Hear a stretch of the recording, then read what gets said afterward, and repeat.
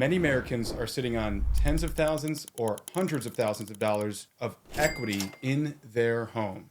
And a majority of them don't even realize it. In this video, I'm going to show you how to calculate the equity in your home and whether or not that money is better used elsewhere or preserved in your home. Now let's jump into the numbers. First of all, to determine the equity in your home, we are going to determine your home value. And I made another video on how to determine this on one of my YouTube shorts and Instagram reels that you can check out for reference. Once you determine your home value, you are going to subtract your current loan balance. So if your home value is $100,000 and your current loan balance is $50,000, 100,000 minus 50,000 gives you $50,000. That is your equity in that property. So now that we have determined how much equity is in our home, let's analyze our current loan relative to what a potentially new loan on this property might do to our monthly finances. Now let's assume that our current loan is $500,000 mortgage payment with a 4% interest rate tied to it. So at a $500,000 loan, 4% interest rate, your payments are going to be approximately $2,387 per month just for principal and interest payment. Now let's say we can get a new loan for $750,000.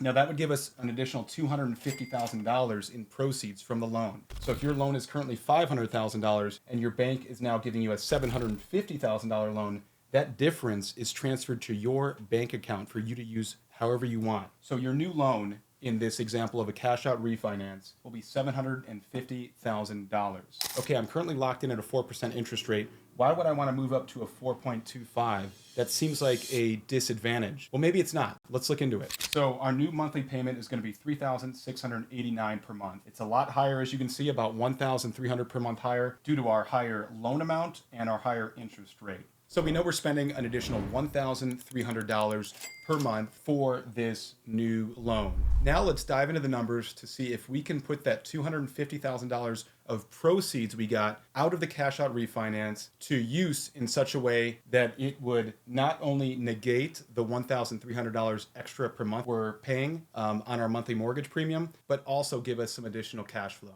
Now let's dive into that portion. So we started this video by determining how much equity is in our home, what our current loan is compared to our potential new loan to tap in and pull out that equity. Now let's look at what it looks like to maybe put that money to use to see if it makes sense for us. So we already said we're going to get $250,000 wired to our bank account basically from this cash out refinance event. Yes, our loan is going up by $250,000, but the bank is giving us that additional money to do whatever we want with, as I stated earlier. So to break even, we need to invest in a vehicle that is going to give us at least 6.25% yield. How did I determine that? So our old loan relative to our new loan, as I stated on the previous whiteboard, is going to be an additional $1,300 per month that we are paying. So to get an additional $1,300 per month in cash flow off $250,000, you need to make 6.25% yield on that investment. Now, would I invest in a vehicle that is only going to give me 6.25% and just allow me to break even when this is all said and done? I would not suggest that because investments can fail and there is some variance in investments and volatility. So you need to give yourself a little bit of a buffer to determine if this is the right approach for you. How do we do that? I would look at investments that are providing at least 10% yield. So if they underperform by 30 to 40%, then we're at the break-even point. But if they perform as expected or even to a greater extent, then we're in the green on this move. Some other factors to consider.